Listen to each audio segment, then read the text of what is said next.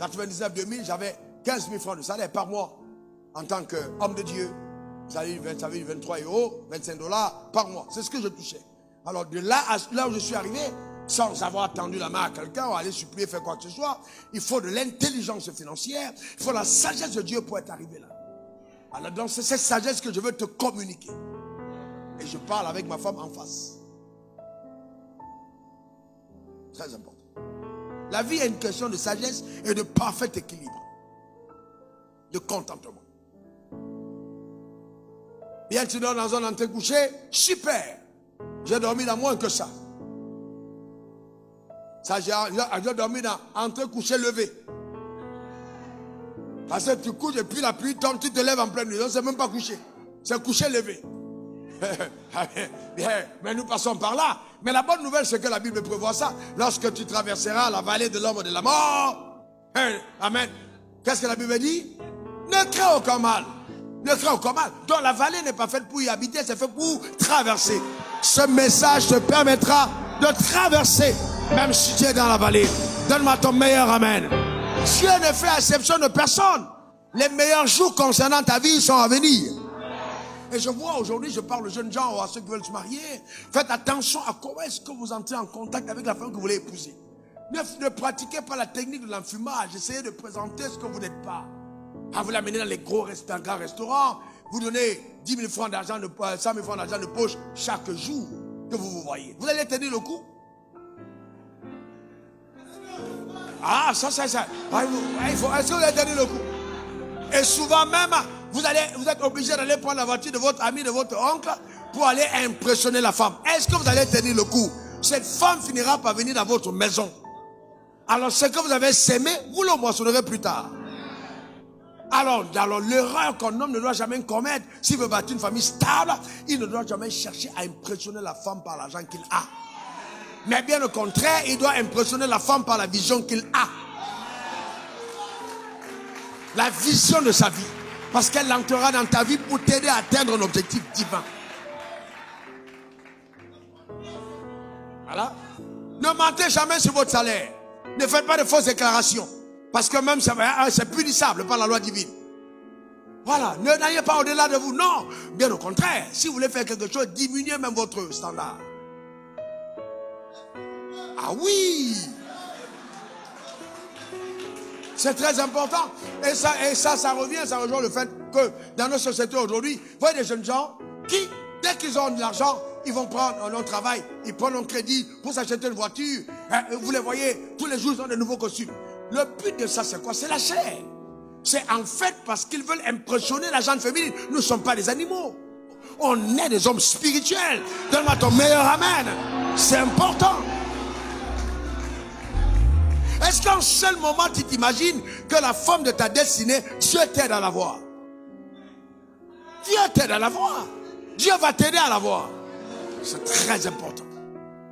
Et on voit des gens qui n'ont pas de travail. Et les frères et les sœurs, cotisez.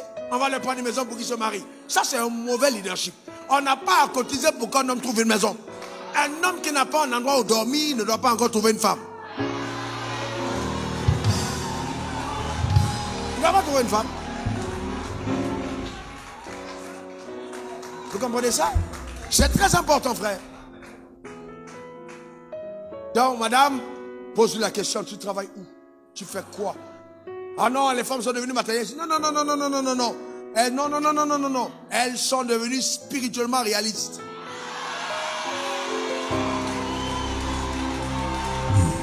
C'est pas matérialiste. Qu'est-ce que tu fais de ta vie? Qu'est-ce que tu fais de ta vie? C'est très important. Alors vous voyez que parce que cette vérité, on ne veut pas bien l'assimiler. Les femmes disent, ouais, oh moi vraiment, aujourd'hui on a tellement de femmes matérialistes. Oh, je veux un homme qui a beaucoup d'argent, qui est assis. Je vais encore dire aux femmes avant qu'on continue, c'est vrai que l'homme doit avoir l'argent, mais l'argent n'est jamais ce qu'on doit rechercher en un homme quand on veut l'épouser.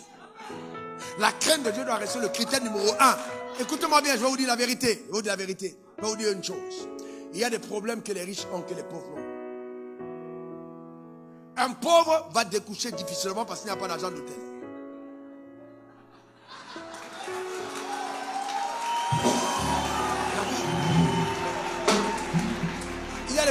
qu'on n'a pas quand on n'a pas d'argent. Il y a un genre de problème qu'on pauvre n'a pas. Alors l'argent que tu cherches chez un homme là peut être l'objet de ton traumatisme à la maison. Combien d'hommes chosifient leurs femmes et traitent leurs femmes avec mépris à cause de l'argent? Allez demander aux femmes, quand elles sortent là, elles prennent les sacs là, leur seul bonheur c'est le sac qu'elles portent. En dehors de ça là, pour plusieurs, il n'y a plus de bonheur. Vieillesse anticipée. Parce que en fait, l'argent qu'on cherchait est devenu la source de tous nos malheurs. Je connais des femmes qui prient et qui disent, Dieu, qu'est-ce que tu vas briser mon homme? Mais leur brisement, il faut qu'il pète l'argent, Seigneur. Fais que ces affaires ne marchent pas. Tu apportes ton contrat, dis, j'ai gagné un contrat, la femme ne rit pas parce qu'elle sait que, par là, mais un problème encore s'est amassé dans la maison. Elle sait que le meilleur moyen de t'avoir en équilibre, c'est quand tu n'as pas d'argent. Cas numéro 1, le mari travaille et la femme ne travaille pas. Le mari travaille et la femme ne travaille pas. Et ça, c'est un cas qu'on a plus dans notre société. Là, on a beaucoup plus de couples où le mari travaille et la femme ne travaille pas. Alors dans ce cas-là, comment est-ce que ça se gère, l'argent dans le couple? Vraiment, il faut bien que vous compreniez que les deux doivent se mettre toujours ensemble. Et donc, s'ils sont devenus une seule chair, l'argent du mari qu'il gagne, il ne peut pas se dire c'est mon salaire. La femme doit aussi se considérer que c'est son salaire, dont le mari a le salaire du couple. Ton silence m'embête. Donc le salaire du mari est le salaire de la famille. Donc la femme peut demander à son mari, mais dis-moi chérie, depuis là on ne nous a pas augmenté notre salaire.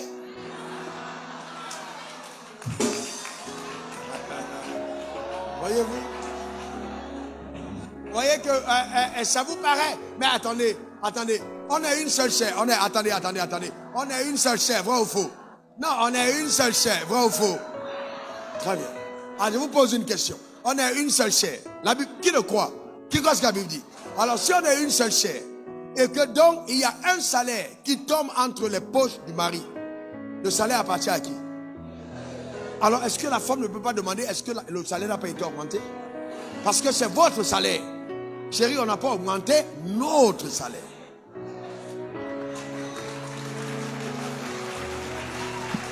Bien. C'est notre salaire. Et ça dérange les hommes parce qu'ils veulent tenir la femme avec, c'est moi le chef, c'est moi l'agent. Non, mes frères, c'est aussi vrai que quand vous êtes pauvre et que vous n'avez pas d'argent, vous n'avez pas d'influence. On se soumet difficilement à quelqu'un qui n'a rien. Et c'est pourquoi avant de chercher une femme, assurez-vous d'avoir quelque chose. Cependant, quand vous avez quelque chose et que vous mettez à profit de ce que vous dirigez, vous gagnez en autorité et en estime. Donc, mettre le salaire à disposition du couple, dans ce cas, tu gagnes en estime au jeu de ta femme. Ta femme retrouve la sécurité. Parce qu'elle est informée. Et ensuite, vous devez planifier ensemble de la gestion de ce salaire. Ce n'est pas une planification individuelle, mais une planification commune, parce que la femme t'a été donnée comme aide. Deux de mes fils m'ont dit, là, tu as frappé fort. Mais c'est la vérité. C'est la vérité. Vous devez décider ensemble. Une planification intègre. Vous décidez ensemble de ce que vous donnez. Alors reste à 10%. Est-ce qu'on va à 15? Est-ce qu'on va à 20? Chérie, c'est ça dans ton esprit. Prions et voyons ce que Dieu nous dit. Comment est-ce qu'on fait ça? Il y a tel projet, combien est-ce qu'on donne? Vous le planifiez ensemble. Et vous priez ensemble à la maison. Et vous apportez la sémence à l'autel. Dieu visitera cette maison. Dieu bénira cette maison. Si vous agissez ainsi, elle t'aide. Parce qu'elle sait qu'en mettant ce mécanisme en marche, il y a une sécurité dans sa famille. Les enfants grandissent sous la protection de Dieu et il y a un avenir. C'est important que nous comprenions ça. Donc vous discutez ensemble, voilà, de la gestion de l'argent, discutez ensemble des charges à la maison, la gestion de votre famille, l'argent pour les enfants, comment est-ce que ça se passe, la scolarisation des écoles. Et c'est là où le pragmatisme doit intervenir. La femme, les femmes, pragmatisme. Il ne faut pas dire qu'on doit mettre notre enfant à l'école du ciel. Parce que notre voisine a mis son enfant à l'école d'Angleterre. Non, il ne faut pas faire ça. Il faut mettre ton sac où ta mère arrive. Alors, écoutez-moi très bien. Ce ne sont pas les écoles qui coûtent cher qui donnent la meilleure éducation. Ah, non. Je me suis rendu compte que certaines d'entre elles amènent vos enfants dans la drogue. C'est à la maison que ça commence. Si vous éduquez vos enfants à la maison, vous savez, moi j'ai pas fait une grande école, des écoles cherchées, j'ai fait des écoles gratuites. Mais je suis intelligent. Parce que c'est pas l'école qui te donne l'intelligence. Alors c'est très important que tu le comprennes. D'accord? Ne pas avoir de complexe. La société te mettra tellement de pression, tu n'es pas comme les autres. Tu es un enfant de Dieu. Donc il y a une planification rationnelle. Même pas ton mari est devenu un voleur, s'il est trésorier, qu'il aille prendre à la caisse. Non, soyez rationnel. Contentez de ce que vous avez, agissez à votre palier. Et croyez en Dieu pour le meilleur. Ensuite vient alors là, l'épineux problème de la gestion des belles familles. De belles familles. Quand tu t'es marié, on a dansé dans la famille. Mais tu ne sais pas pourquoi chacun dansait. Il y a un oncle qui dansait trop à ton mariage. Parce qu'il savait exactement là où il allait commencer à poser ses problèmes de loyer. Et si tu ne fais pas attention, la belle famille devient la porte par laquelle Satan entre pour détruire votre avenir financier. Combien de jeunes gens n'ont pas eu d'avenir parce que dès qu'ils ont eu un salaire, dès qu'ils sont mariés, toute la belle famille a commencé à habiter dans la maison. Vous allez aller où avec ça? La mère est venue, la tante est venue, le petit frère est venu, l'oncle qui passait pour venir habiter est venu. Ta maison est remplie et puis tu te plains que le monsieur rentre tard. L'homme quittera son père et sa mère, s'attachera à sa femme, pas sa belle famille. Sa femme, pas sa belle famille. Sa femme, pas sa belle famille. Sa femme. Et les deux deviendront une seule chair. Sa femme. Est-ce que ça dit que la belle famille n'existe pas? Non, elle existe. Mais elle doit être à sa place après ta famille. Après ta famille. Donc vous ne mettez pas de pression que vous ne pouvez pas gérer si vous n'en avez pas les moyens. Et puis il ne faut pas penser, ah ouais, bon, je ne comprends pas, vraiment, ma femme, moi, c'est mon argent, c'est mon nom. Quand vous gérez ce genre de problème, c'est vous qui avez l'argent. Marie, écoutez-moi très bien, votre femme n'a pas de salaire, ne veut pas dire qu'elle ne travaille pas. Parce que le fait qu'elle prenne soin de ta maison, elle est en train de faire manger, tu vas les draps sont lavés, et tout ce qu'elle est en train de faire à la maison. Si elle est à la maison, c'est un travail énorme. Et encore après avoir fait tout ça à la maison, le soir encore tu la sollicites. Quand vous entendez les hé là, vous comprenez de quoi il s'agit. Voyez-vous, vous comprenez.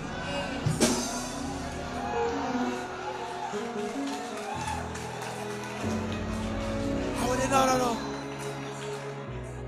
C'est mon argent, c'est mon argent. Non, c'est notre argent, tu ne travailles pas. Il ne faut pas tout le temps être en train de rabâcher à ta femme. Tu ne travailles pas, c'est mon gars, tu ne travailles pas. Non, c'est un problème dont tu dois en guérir.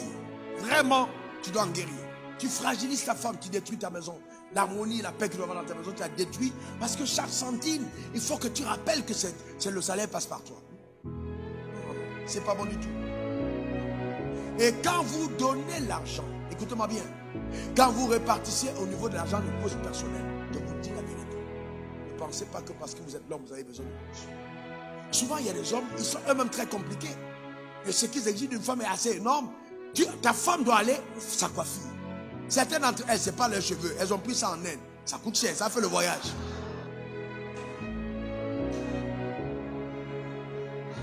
Bon, attends. Alors, quand toi tu l'as rencontré avec ça. C'était ce style-là que tu as aimé.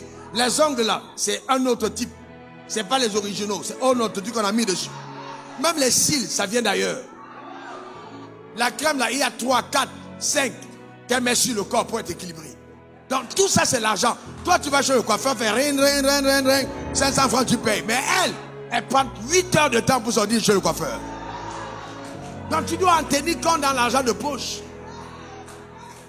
Tu dois en tenir compte. Donc mon frère, il faut que tu assumes.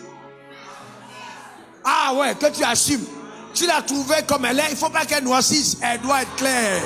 Ah ouais, c'est clair. C'est comme ça que tu l'as trouvé. Son père a pris la main de sa fille. Sa fille brillait déjà. On a amené chez toi, c'est ça que tu as aimé. Ah mon frère, il faut entretenir. Il a pris la main de la fille, il l'a mis entre tes mains. Tu dois assumer. Et vous voyez, c'est pour ça que même lors du mariage, les beaux-pères, ils sont contents mais un peu tristes. Parce qu'ils se posent la question de savoir, est-ce que ce gars n'est pas un voyou? Est-ce que ce gars ne viendra pas faire du tort à ma fille? Il y a des filles qui étaient rires, elles souriaient beaucoup, mais dans le mariage, on dit qu'elle est devenue spirituelle. Ce n'est pas la spiritualité, elle souffre, elle ne peut plus rire.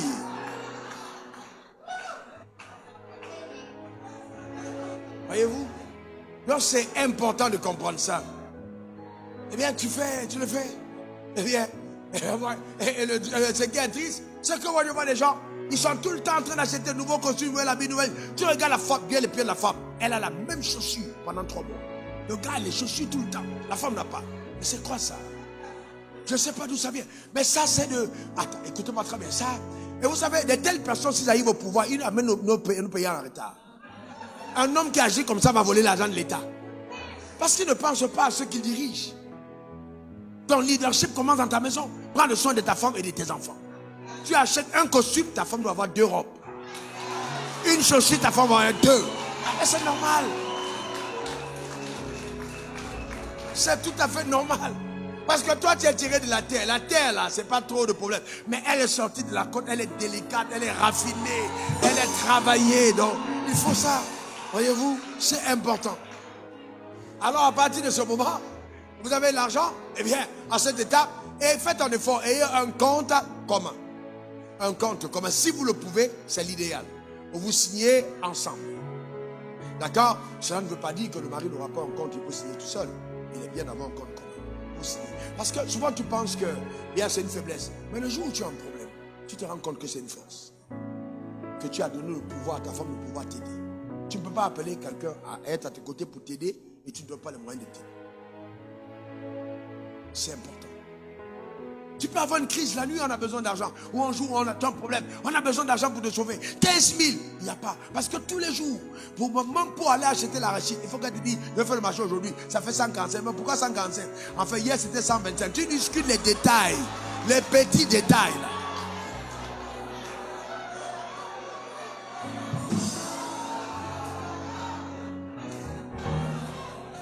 Et en fait, c'est ça. Et puis finalement, amen. Tu es tellement avare que le seul endroit où il peut t'avoir, c'est au marché.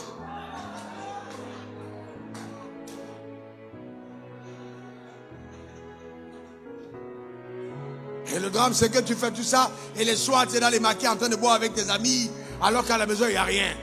Mais s'il n'y a rien à la maison, tu n'en vaux rien. Sérieusement, c'est irresponsable. Et surtout, en tant qu'enfant de Dieu, c'est très irresponsable.